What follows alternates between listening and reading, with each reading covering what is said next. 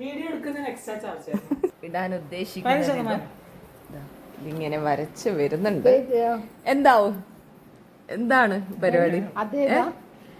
യൂട്യൂബിൽ നിന്ന് നിന്നെ പുറത്താക്കും. ഇതാണ് എന്റെ ആർട്ടിസ്റ്റ്.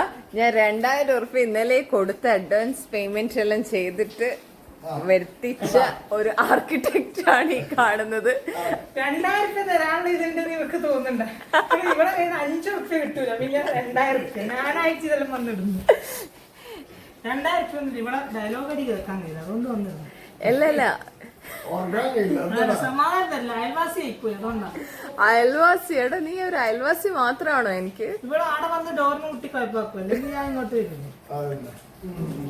ഇതിന് അതിലും വലുത് ഡയലോഗ് മാത്രം.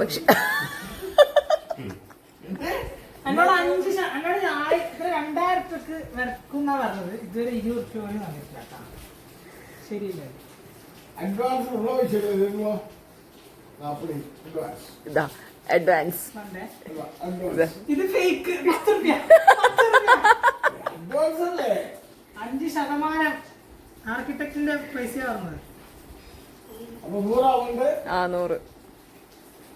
5% ഡിസൈൻ ആണെന്നേ തരണമായിരുന്നു. ഇപ്പൊ വരച്ച് സ്റ്റേജ് 20% ഈ ഡിസൈൻ വരച്ചു കൊടുക്കൽ മാത്രം എന്റെ പണി, ഇടുന്നത് വേറെ ആണ്.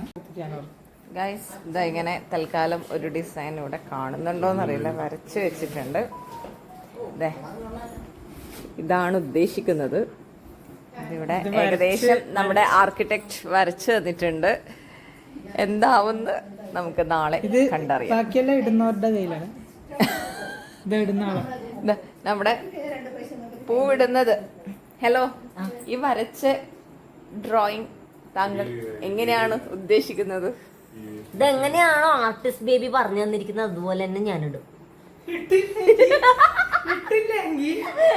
ബാക്കി നാളെ ഇപ്പൊ എന്താവും നാളെ എന്ന് നമുക്ക് കാണാം. ക്കാൻ വേണ്ടി 2000 ആണ് എന്റെ ചാർജ്. 1 രൂപ പോലും തന്നിട്ടില്ല. വളരെ മോശം. എനിക്ക് 5% ഡിസൈൻ കണ്ടതിന്റെ ചാർജ് ഇല്ല, എഗ്രിമെന്റ് ഉറപ്പിച്ചതിന്റെ ചാർജ് ഇല്ല, 40% വർക്ക് കംപ്ലീറ്റ് ചെയ്തതിന്റെ ചാർജ് ഇല്ല. ഇതിപ്പോ 90% വരച്ച് ഇനി പോയിട്ട് ഞാൻ ആ നാളെ ഒന്ന് കൈ കൊടുക്കും. അന്നേരം എനിക്ക് 2000 രൂപ കിട്ടണം. അല്ലെങ്കിൽ ഞാൻ ചവിട്ടി പിടിച്ചു.